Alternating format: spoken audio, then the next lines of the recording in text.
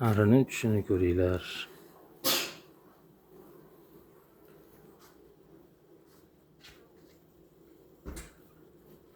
Mana ham teshigi bor. Mana shu ikkita teshik, bitta oila, o'rtadan baq. Nariga sariq bitta oila. Yashil bilan ko'k bitta oila. Arilar uchyapti. Demak, bir narsa olib kelishyapti.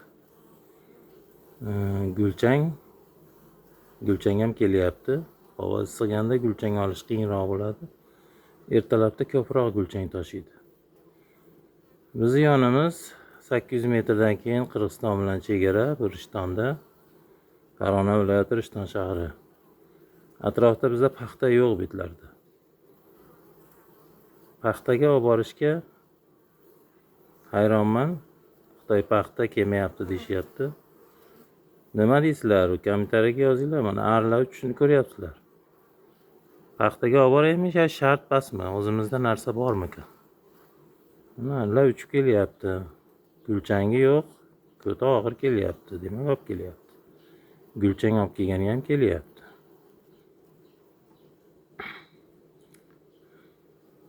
Narigisi ham uchyapti. Bunisi ham uchyapti. Hammasi uchyapti. Mana Neokulus ikkita ramkalik. Mana bunda ham uchib kelyapti. Ketdi. Bitta ikkita ramkada ari bor xolos. Mana keldi, ketdi. Buni orqada ham teshigi bor. Orqadagi teshik. Betdan ham kelyapti. Bag'dan ham yurishyapti. Bitta ikkita edi. Bittasini onasini, bitta eski onani almashtirib, onasini berdim ikkidagini.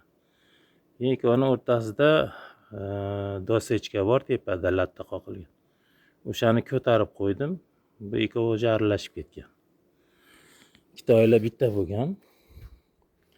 Men unga yangi chiqqan onani berganman. Buni onasini arilari bilan boshqa joyga ko'chirgan edim. Keyin ko'chada qolgan arilar qaytib kelgan yarimta, bir hovuch ari.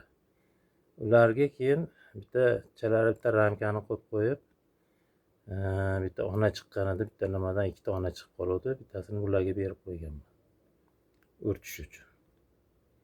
Bitta bir hovuch ari bor. Bir ochib ko'rsataman keyin. Hozir soat 3 bo'ldi. Bizda gradus issiq. Mana 13, 14, 15 ham bu 3 ta 2 ramka, 3 ramkalik bular. Bularda ham issiq. Mana bular isib ketibdi. Ramka eshiklarini ochib beraman endi. Bularda shu ramka 3 ta. Bunisida ham ramkasi 3 ta. Buni ham ochib beray. Havo isib ketdi. Mana ham tozalab olishadi. Mana bular ham uchyapti. Endi mana bag'dagi arilar. Bular ham mana uchishini ko'ryapsizlar. Mana qatorasiga hammasi. G'uva